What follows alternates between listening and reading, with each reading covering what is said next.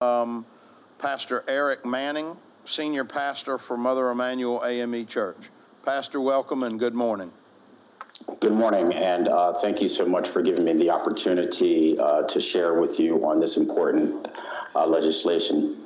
Of course, my name is Eric Manning. I have the honor of serving Mother Emanuel as the senior pastor.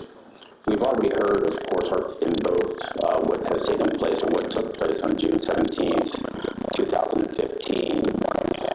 And when a person steeped in white supremacist ideology by the name of Dylan Ruth came into our sanctuary, our place of refuge, hope, healing, and love, a place where all are welcomed and come to pray and worship the Lord our God.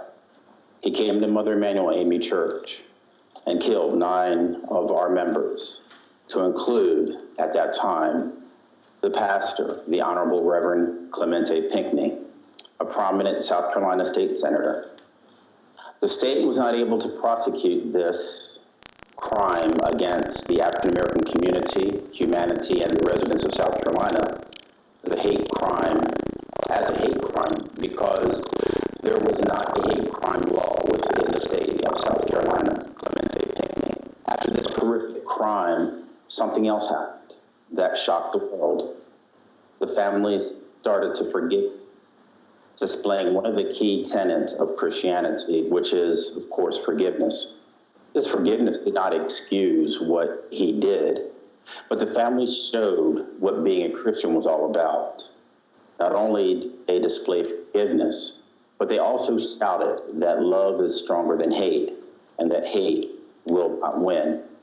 But still, in our state, we do not have any legislation that holds people accountable who commit assault, intimidate, or threaten a person because of his or her race, religion, color, sex, age, national origin, sexual orientation, or whether or not they are homeless. It's interesting when I reflect upon our time prior to COVID-19, when we were able to go into our sanctuaries and worship together.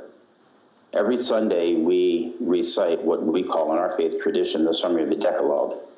And it says these words, "Hear what Christ our Savior saith, thou shalt love the Lord thy God with all thy heart, and with all thy soul, and with all thy mind. This is the first and great commandment. And the second is like unto it, thou shalt love thy neighbor as thyself." We realize that this is nothing new, that hate has continued to rear its ugly head and has plagued not just this state, but many other states for a number of years. The sad part about it is, that as you've already heard, that hate crimes are not on the decline, but instead they are on the rise. I am asking the South Carolina House of Representatives to pass this hate crime legislation. In doing so, you would follow the example that the family set in showing that love is stronger than hate and embracing that we should love our neighbor as ourselves. And in loving our neighbor, not just in word only, but actions.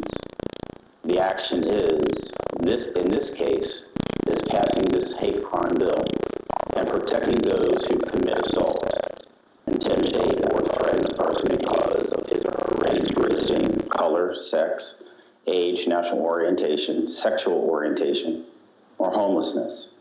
In essence, you will be assisting the residents of this state to protect our neighbors, whomever our neighbors may be. I thank you for giving me this opportunity, this time to express our support for this hate crime bill. And again, thank you so much. I'll now ask if there are any questions for me. Thank you, Pastor Manning. Any questions by members of the subcommittee? Yes, sir. Representative Hyde. Thank you, Mr. Chairman. Pastor Manning, what a privilege and honor it is to interact with you. I was struck, like so many South Carolinians and so many people in the world, by the display of forgiveness by the families of the victims of the Charleston Nine. And I would like to ask you, to what do you attribute the unique response? And also, how can we engender more that spirit now and going forward?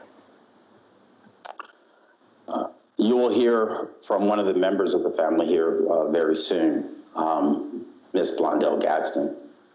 But I would say, of course, it was their Christian faith, their tenets, understanding not just the importance of saying that you are a Christian, but demonstrating. We witnessed that on a number of occasions.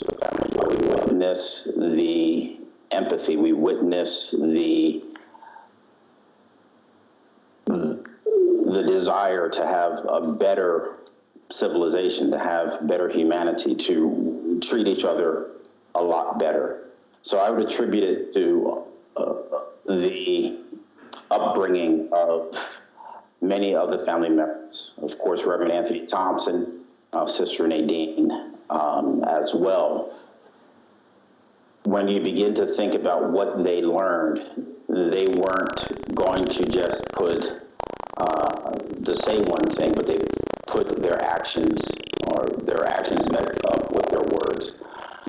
So they learned how to forgive. And again, that's one of the challenging tenets of our faith. That is hard. As I've shared with many others, I always say that we have in our faith tradition the epitome of forgiveness. For Christ on the cross said, "Father, forgive them, for they knoweth not what they do." Forgiveness is very important, and a lot of times it helps to diffuse any type of hostile situation. And I would encourage, like I said before in my comments, that forgiveness does not necessarily excuse the behavior, but what it allows for all of us to do is to become better citizens and to become better human beings. Any type of hostile situation. And I would Yeah, thank you. Reverend, first of all, thank you for your great work in the community that you're doing with your members. Out of all this, and being the representative that represents that district that I'm very proud of, that night when I was called out to the scene, me and a lot of leaders had convened across from the church. One thing will always stick out to me, that the fact that when I saw the picture of the young man, Dylan Roof, entering the building, and the first thing that hit my mind was, this young man could not have acted alone. And I always hear people say, he was the lone gunman, he was the lone this, the lone that. Well, when you do the research, you read the FBI report, and knowing the geographical area, okay? Because we now know that hate groups are on the rise.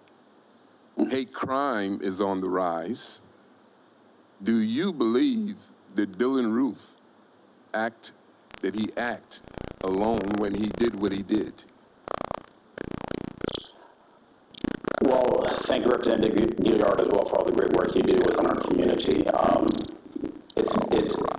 And I will just say from a personal perspective, from what I have read, from what I have understood, that he was self-radicalized. He, of course, read a lot of workings that were on the internet, and he just continued to believe a narrative that was not true.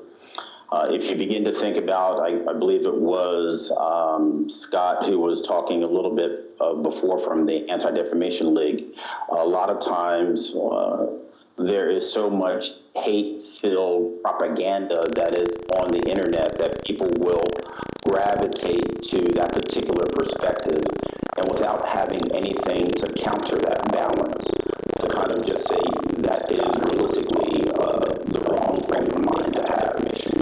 You should be able to understand and appreciate everyone for being a fellow human being. Unfortunately, this did not happen in Dylan Roof's case. So coming back to your immediate question, representative, I would say that he was radicalized by the propaganda that we always read about and hear about on the internet.